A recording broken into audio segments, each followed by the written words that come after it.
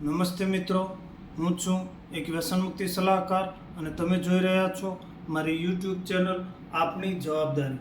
મિત્રો, થોડા દિવસ પહેલાં મેં એક શોર્ટ વિડીયો મૂક્યો હતો અને એમાં 3 મૂળભૂત પ્રશ્નોના જવાબ આપવા મેં પ્રયત્ન કર્યો હતો કે વ્યસનો શરૂ કેમ થાય છે, વ્યસનો છૂટતા કેમ નથી અને વ્યસનો છૂટે છે ક્યારે. પણ આ વિડીયોને ખાસ કોઈ કમેન્ટ મળી નહોતી, એટલે મને લાગે છે કે તમને આ વિડીયો સારી રીતે સમજાયો નથી. એટલે ફરીને હું આ વિસ્તૃત વિડીયો બનાવું છું જેથી તમને સારી રીતે સમજાઈ જાય. તો એ વિડીયોના જે 3 મૂળભૂત પ્રશ્નો હતા એ હું તમારી સાથે શેર કરીશ અને એના 3 જવાબો વિશે પણ હું વિગતે તમને સમજાવીશ જેથી તમે સારી રીતે એને સમજી શકો. તો પહેલો પ્રશ્ન આપણો એ હતો કે વ્યસનોની શરૂઆત કેમ થાય છે, એટલે કે વ્યસનો શરૂ કેમ થાય છે. તો કે મોટે ભાગે વ્યસનોની શરૂઆત આપણે એટલે કરી બેઠીએ છીએ કે આપણને હજુ કેન્સરની ગંભીરતાની જાણ હોતી નથી અને એટલે આપણે વ્યસનો ચાલુ કરી બેઠીએ છીએ. આપણે જાણતા હોતા નથી કે આનાથી કેન્સર થશે અને લાંબા ગાળે એ મારા આરોગ્યને જોખમમાં મૂકશે, એ વ્યસનો એ જાનલેવા છે, એવી બાબતોથી આપણે ગંભીર હોતા નથી અને એટલે આપણે વ્યસનો કરી બેઠીએ છીએ. ક્યાંક ને ક્યાંક આપણી ના સમજી એના માટે જવાબદાર છે કે આપણે આ વસ્તુને સારી પેઠે સમજ્યા હોતા નથી કે કેન્સર, આનાથી કેન્સર થાય છે અને મૃત્યુનું જોખમ છે, અથવા તો વ્યસનો એ તમામ રીતે પાયમાલી નોતરે છે એની આપણને જાણ હોતી નથી અને અજાણતામાં જ આપણે વ્યસનો કરી બેઠીએ છીએ. તો વ્યસનોની શરૂઆત એટલે થાય છે કે આપણી ના સમજી હોય છે, આપણે કેન્સરો જેવી એની ઘાતક બીમારીથી હજુ પરિચિત હોતા નથી, આપણે હજુ સમજદાર બન્યા હોતા નથી. આ શબ્દ હું વાપરું છું, ના સમજી અથવા તો સમજદાર નથી, એ અયોગ્ય શબ્દ નથી, એ હું સમજી વિચારીને આ શબ્દ વાપરું છું. આપણે આપણી જાતને મોટે ભાગે સમજદાર જ સમજતા હોઈએ છીએ, પણ એ મિત્રો આપણી ક્યાંક ને ક્યાંક ના સમજી જ છે કે આપણે આ કુટેવમાં ફસાયા છીએ. એને આપણે કુટેવ એટલા માટે જ કીધી છે કે સારી ટેવ નથી વ્યસનો, એ સારી આદત નથી, સારી ટેવ નથી અને એટલે જ આપણે એમાં ફસાઈ જતા હોઈએ છીએ. તો પહેલા પ્રશ્નનો જવાબ મેં તમને આપી દીધો કે આપણી નાસમજી છે. કેન્સર જેવી બીમારીની ઘાતક એની અસરોથી આપણે હજી સમજદાર બન્યા હોતા નથી અને એટલે આપણે વ્યસનો ચાલુ કરી દઈએ છીએ. વ્યસનો છૂટતા કેમ નથી, બીજો પ્રશ્ન છે કે વ્યસનો છૂટતા કેમ નથી.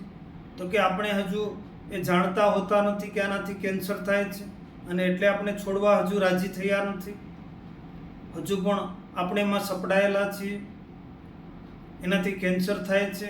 આ વસ્તુ આજે પણ આપણે હજી ગળે ઉતરી નથી અને તો જ આપણે હજુ વ્યસનો છોડવા તૈયાર થયા નથી. તો એ આપણી ક્યાંક ને ક્યાંક ના સમજી બતાવે છે કે આપણે હજુ વ્યસનો છોડી શક્યા નથી. તો વ્યસનો છૂટતા કેમ નથી એનો પણ મેં તમને જવાબ આપ્યો કે આપણી ક્યાંક ને ક્યાંક ના સમજી છે. આપણે કેન્સર જેવી એની ઘાતક બીમારીથી હજુ પરિચિત બન્યા નથી. વ્યસનોની નેગેટિવ અસરો, એની મર્યાદાઓ, એના ગેરલાભોથી હજુ આપણે પરિચિત બન્યા નથી અને એટલે આપણે વ્યસનો હજુ ચાલુ રાખ્યા છે અને છોડવા તૈયાર થતા નથી.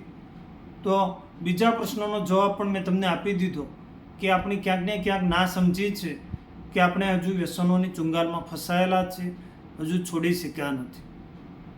ત્રીજો મારો મૂળભૂત પ્રશ્ન છે કે વ્યસનો ક્યારે છૂટે છે. તો એનો જવાબ હું તમને આપી દઉં કે વ્યસનો ત્યારે છૂટે છે કે જ્યારે આપણે સારી પેઠે સમજી લઈએ કે વ્યસનો એ ઘાતક છે, એ જાનલેવા છે, એ કેન્સરને નોતરી આપે છે, એ તમામ રીતે આપણા આરોગ્યને નુકસાનકારક છે. આ વાત આપણે સારી રીતે સારી પેઠે સમજી લઈએ અને ત્યારે વ્યસનો છૂટી જાય છે આપોઆપ, અથવા તો આપણે છોડવા રાજી થઈ જઈએ છીએ, આપણે છોડવા તૈયાર થઈ જઈએ છીએ. તો જો તમે પણ વ્યસનો છોડવા તૈયાર થઈ ગયા હોય, તમે આ સારી રીતે સમજી લીધી હોય વસ્તુ કે વ્યસનો એ જાનલેવા છે, એનાથી કેન્સરનું જોખમ છે, એ તમામ રીતે આપણા આરોગ્યને નુકસાન કરે છે, એ આપણી આર્થિક બેહાલી નોતરે છે. આ વસ્તુ જો તમે સારી પેઠે અત્યારે સમજી ચૂક્યા હોય તો તમારે અત્યારથી જ વ્યસનો છોડી દેવા જોઈએ. એનાથી કોઈ જાતનું નુકસાન મોટું નથી થઈ જવાનું. થોડા દિવસ એ તમને ભારે લાગશે, પણ પછીથી તમે એનો છુટકારો મેળવી લેશો. પ્રયત્નો મિત્રો તમારે સતત કરતા રહેવાના છે અને વ્યસનોમાંથી છુટકારો મેળવવાનો છે. મારી ચેનલ ઉપર હું આવા જ વ્યસન મુક્તિને લગતા વિડીયો અપલોડ કરું છું. તમે જો મારી ચેનલ સબસ્ક્રાઈબ ન કરી હોય તો સબસ્ક્રાઈબ કરો, નોટિફિકેશનના બટન પર ક્લિક કરો, એમાં ઓલ નોટિફિકેશન પર ક્લિક કરો, જેથી હું જેવો પણ વિડીયો અપલોડ કરું તેવા તુરંત તમે વિડીયો જોઈ શકો. અને જો મારી ચેનલને લાઈક ન કરી હોય તો લાઈક કરો. જો આ વિડીયો તમને એવું લાગ્યો હોય કે સમજાઈ ચૂક્યો છે તો મને એક લાઈક આપો. અને જો કોમેન્ટ લખવા ઈચ્છતા હો, તમારા પ્રતિભાવો બતાવવા ઈચ્છતા હો તો કોમેન્ટ પણ લખો. આ સાથે હું વિરમું છું.